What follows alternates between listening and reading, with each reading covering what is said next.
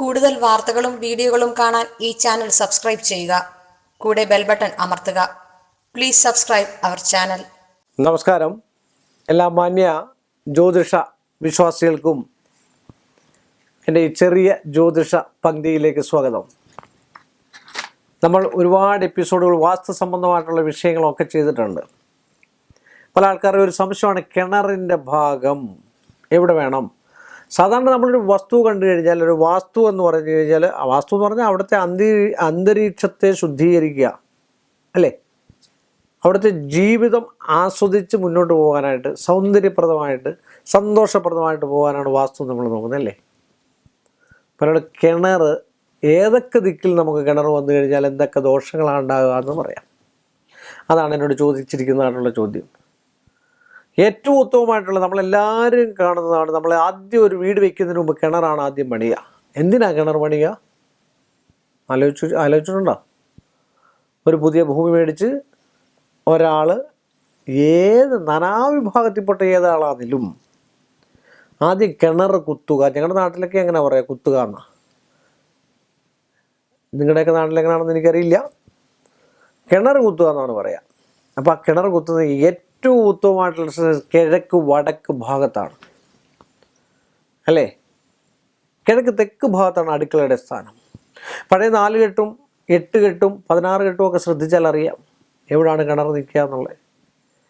അപ്പോൾ ആ കിണർ കുത്തി, അല്ലെ ആ കിണർ കുഴിച്ചതിന് ശേഷം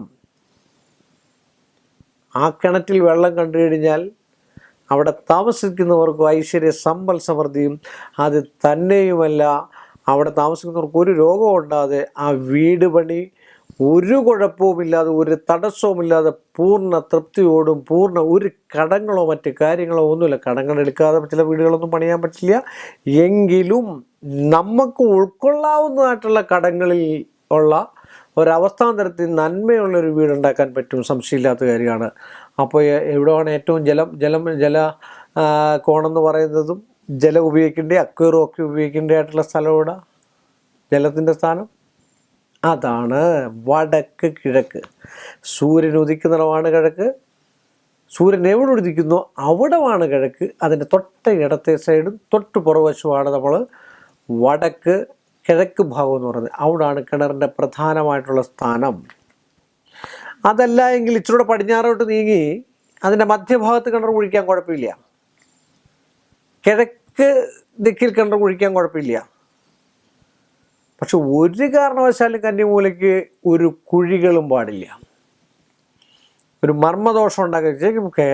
കിണറാട്ടെ വാതിലാട്ടെ ഇങ്ങനെയൊക്കെയുണ്ട് പിന്നെ പടിഞ്ഞാറൻ ഭാഗത്തെങ്കിൽ എന്താണ് സംഭവിക്കുക? ധനം ഒഴുകിപ്പോകുന്ന പറയുന്നത്, നഷ്ടങ്ങൾ ഒഴുകിപ്പോകുന്ന പറയുന്നത്, രോഗങ്ങൾ അടിക്കടിക്ക് വരും. എത്ര ആരോഗ്യമുള്ളവരാണെങ്കിലും എത്ര നന്മ ചെയ്യുന്നവരാണെങ്കിലും. അതുപോലെ തെക്ക് ഭാഗം ഒരു കാരണവശാലും കുഴിപാടില്ലാത്ത ഭാഗമാണ്. അല്ലെങ്കിൽ പരിധി നിർണ്ണയിക്കണം. അപ്പം നമ്മുടെ തെക്കെന്ന് പറയുമ്പോൾ പരിധി നിർണ്ണയിച്ച് കഴിയുമ്പോൾ നമ്മുടെ വടക്കാവും. അപ്പോൾ അങ്ങനെയുള്ള സ്ഥാനങ്ങളിൽ മാത്രം കിണർ കുത്തിയാൽ ആ കുടുംബത്തിൻ്റെ ഐശ്വര്യവും സമ്പൽ സമൃദ്ധിയും ഒക്കെ ഉണ്ടാകുമെന്ന് പ്രാർത്ഥിച്ചുകൊണ്ടും വീണ്ടും നമുക്ക് കാണാമെന്ന് പ്രതീക്ഷിച്ചുകൊണ്ടും ഈ ഒരു എപ്പിസോഡ് ഇവിടെ അവസാനിപ്പിക്കുന്നു. എല്ലാ മാന്യ പ്രേക്ഷകർക്കും എൻ്റെ നന്ദിയും കടപ്പാടും. കൂടുതൽ വാർത്തകളും വീഡിയോകളും കാണാൻ ഈ ചാനൽ സബ്സ്ക്രൈബ് ചെയ്യുക. കൂടെ ബെൽ ബട്ടൺ അമർത്തുക. Please subscribe our channel.